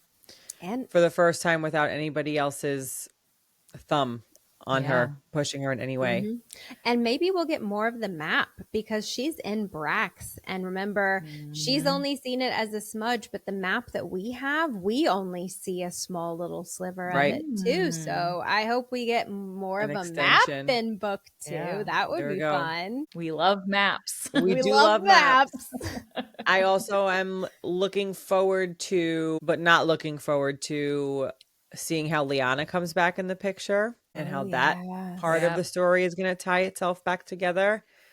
I'm looking forward to obviously seeing her reunions with Zay and Auri and Risha and that whole gang. But I'm also interested in, are we going to get more about Auri and Risha's parents at all? Is that in this set of stories or is that in another offshoot? Like those are a lot of, because they're in Brax and she's in Brax. They're in Brax. Exactly. I hope we get a lot more Fae creatures since she's in Brax and that's where the Fae creatures are. I would love to meet a whole plethora of them. That would be really, the really bog fun. sprite that handed Muri the seed. Yeah, where's that she? coming back? Yep. When is she going to ask Narai to call in for her that bargain? favor? Yep. Yeah, it's so exciting. There's so much story to be told and so much world for us to see. And it's cool because starting in the next book, like if you think about the trajectory of us and our reading experience, we learned about this world through the eyes of someone who was also learning about it and also didn't know about it. Right. And now we are also going to enter to book 2 into a new set of eyes of, no, we've accepted that this world exists and we've accepted the truth behind it. And now we get to see that play out in the flesh. And that's really cool. It is very cool. Yeah. It's very cool. She's got her eyes open now, accepting who she is. I like that. Yeah. I also think that before book 2, we should do a theory compilation. Yes. Because we have said some crazy shit in these last couple of episodes. So many theories. It would be fun Let's document to see them all. where we're right and where we're wrong for everyone. And we can. Yeah, that's a great point. Everyone can play along with us. Some kind of a world building compendium reminder of who is who and all that. And then also, here are the unhinged theories that the Banter Girls have come up with. And let's play a game. Let's play a game of not count the Vitruk, but count the correct and incorrect theories. Count the times we were absolutely stunningly wrong. So freaking wrong. But the times that we're right, like when Xavian's the king. 1,000. We will take no questions on that one. Yeah. And we also need to compile all the Fae and Fane words we know. Yes. And we do. because I bet we'll get more of the language, translated language in book 2. And I cannot wait until I have enough language so that I can go back to book 1 and read all of the passages and know exactly what they're saying. Because you know we're going to be there and be like, okay, that word means that. I wonder if that's a conjugation. Is that a noun? Is that a verb? Is that an adjective there? We're going to do it. We're going to do it. Don't worry, guys. You don't have to do that because we will. We'll do it. Yeah. Before we wrap up, too, I feel like it deserves to be said that I'm getting really emotional about this. This book is very special to us for a lot of reasons, in addition to the fact that it was such a incredibly written book and broke our rating scale. But this book is also the first book that, as a podcast, we all read as an early ARC copy that we've chosen to cover on the podcast. We have always been really lucky that we've fallen in love with really great indie published books and then covered them on the podcast, and those books have been wildly successful. But we've never had a chance of actually getting to know the author and getting to read it before other people have read it. And I think that has made this experience really, really special. Yeah. Because I'm like so emotional about it, because it feels like when you know that someone is on the brink of something really spectacular and you can see the potential and just like the promise that somebody has. Yeah. And this book is that to me, and I think to all of us. And I think Jess is that. Mm-hmm. And as an author and a human being, she's freaking salt of the earth. Mm-hmm. And to be able to be on this journey with her and be such a small part of that journey and see other people fall in love with it the way we have and want to DM us about theories and want to like tell their friends about this book. It is just, I don't even know what my point is, but I think my point is it is so insanely special to be on that journey and watch it happen, because we deeply, deeply believe that this should happen. And so thank you for listening to this, because yes, you're listening to us, but it's promoting this incredible, incredible author who deserves it.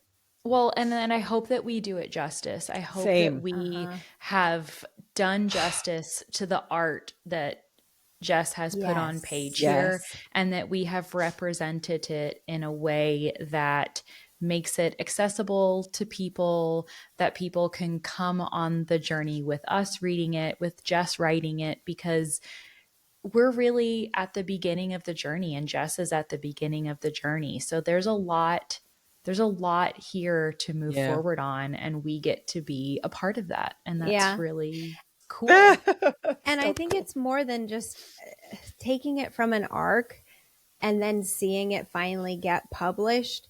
It was more than just a book for us, because I think we've all become such close friends with Jess. Mm-hmm. She's not an author anymore for us. She's a friend. And we want to do who happened to write the best book that I've read in a very long time. And we want to promote her and support her, because this is us talking about our friend's book, because that is what she has become to us. She's become one of our favorite people. Mm-hmm. And she needs to move here so that we can all be in the neighborhood together and be run around together. Can you imagine how annoying we would be to her, though? She would never get book 2 written, because we'd be like knocking on her door, be like, Jess, can you tell us if Xavian was present at the birth of Akash, please? And she'd be like, bitches, I'm trying to write my next I'm going to lock my door. We're sitting there like binoculars. Is she in there writing right now? What is she doing? Like I see the word screen. Shuddering. What's that word?